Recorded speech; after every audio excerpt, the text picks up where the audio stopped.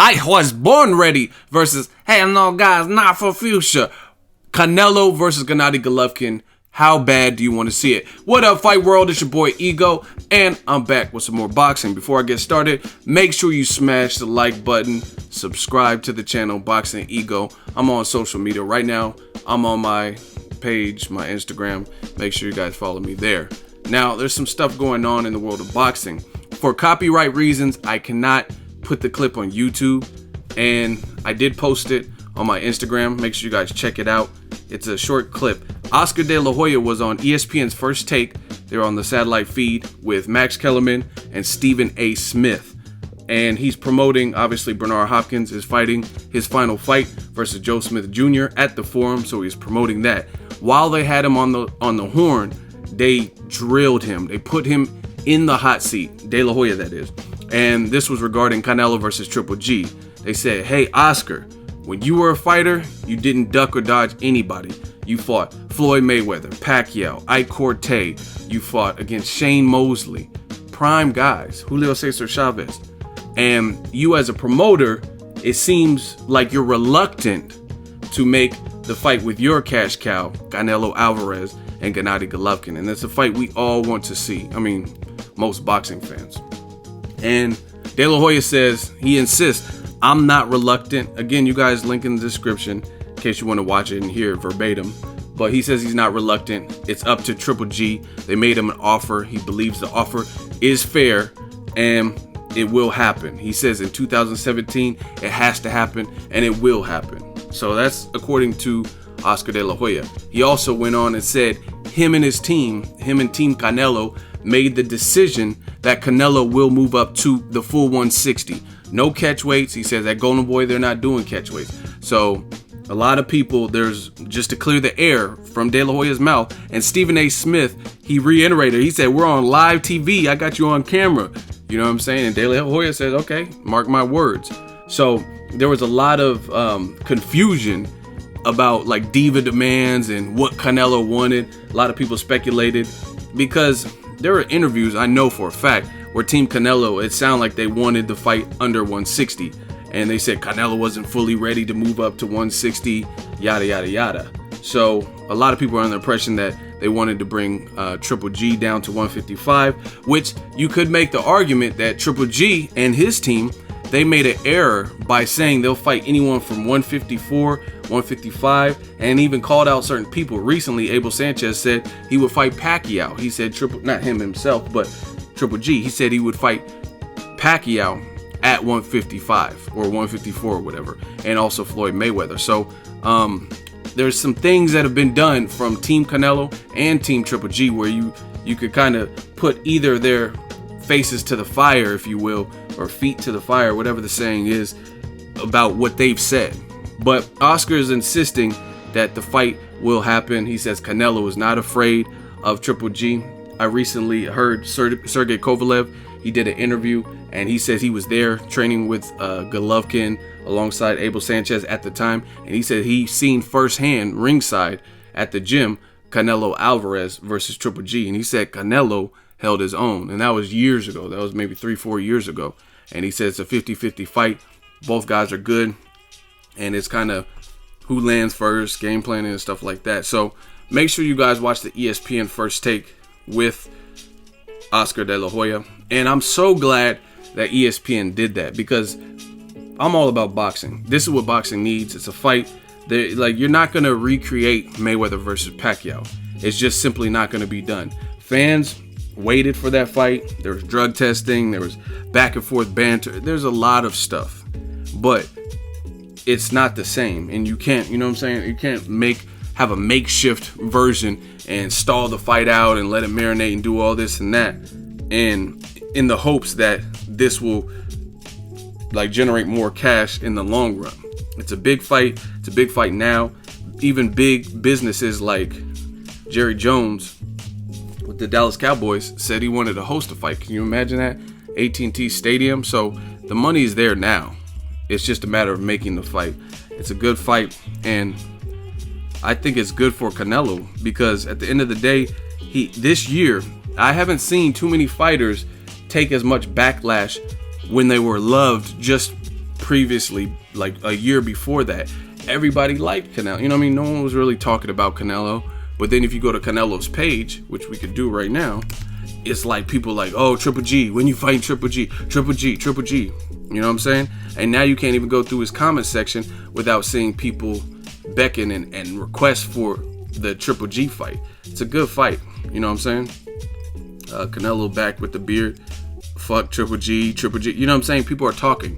So anytime you see that, that means that's what fans want. So hopefully we get it. I think another thing is Canelo's clearly big enough to make 160.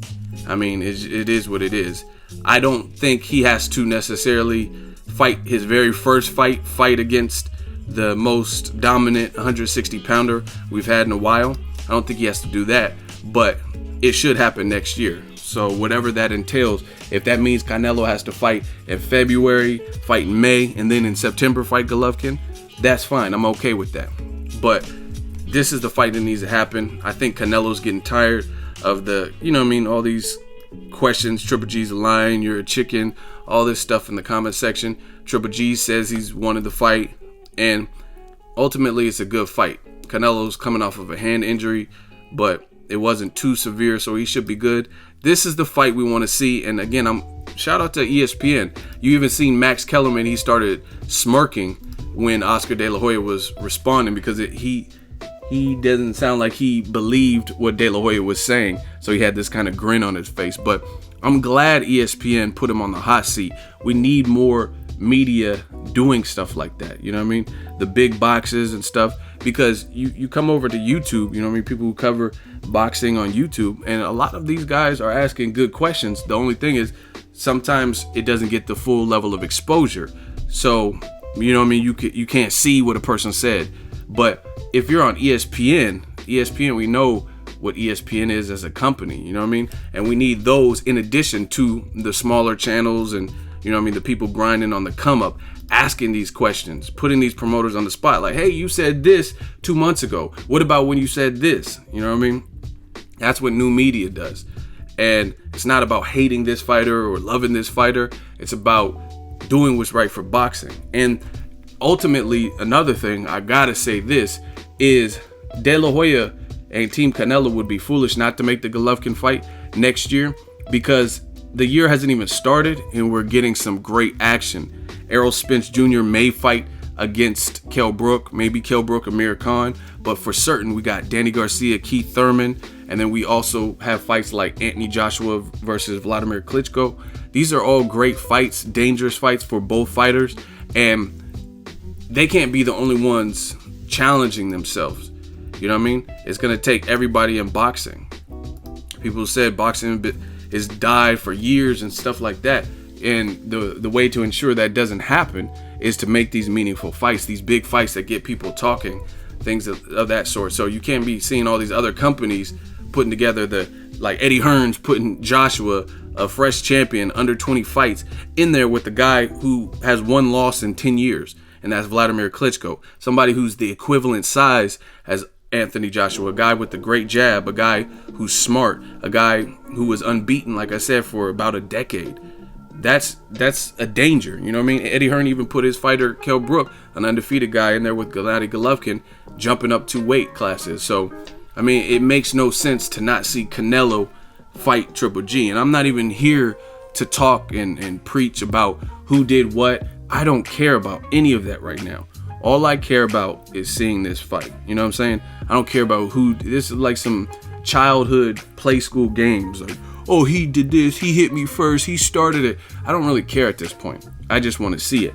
And it's about due for Canelo. I think he's a good fighter, and he has a better resume than Triple G. This is the fight people want to see. He has a shot to beat Golovkin. I don't know that he does it. I have to think about it. You know what I mean? Right now, I probably favor Golovkin. But, I mean, I'm not sleeping. Canelo is skilled.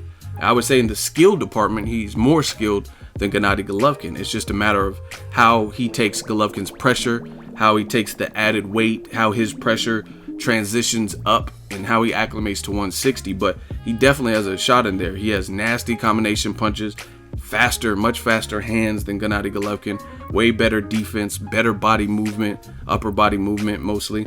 Golovkin's great with cutting off the ring. It's a banger of a fight. You know what I mean? And I know for a fact, because I've been in the sport on some level for so long, where I see how people are, and you'll get more credit. Like, basically, look at it like this: Julian J. Rock Williams, #1 mandatory, he just got knocked out in a devastating fashion by Jermall Charlo, and there was some shit talking beforehand. You don't really see people making a ton of memes and really clowning J. Rock for losing. You know what I'm saying? Because we still got to see it. And that's what ultimately boxing fans really want to see.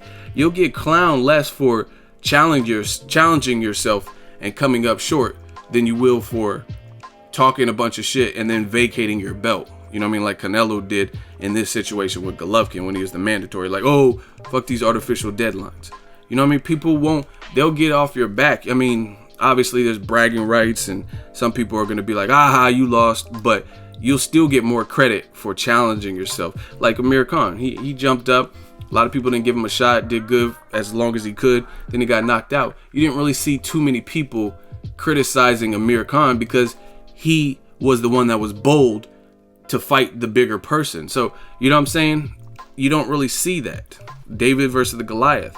You know what I mean? People were mad about the Ward Kovalev fight, the outcome, but at the end of the day, you still got to give credit to both fighters, and credit for Ward for moving up a weight class when he could have sat around and milked it, fought Gilberto Ramirez, fought Chavez Jr., fought Badou Jack, James DeGale at 168, right?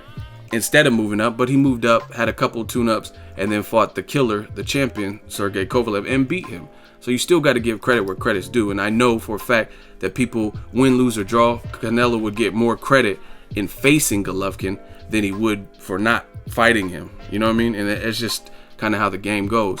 Great fight. I'm glad ESPN put him on the hot seat and drilled him about that. Now he's on tape. Oscar De La Hoya said what he had to say. He said it will happen. Canelo's not scared.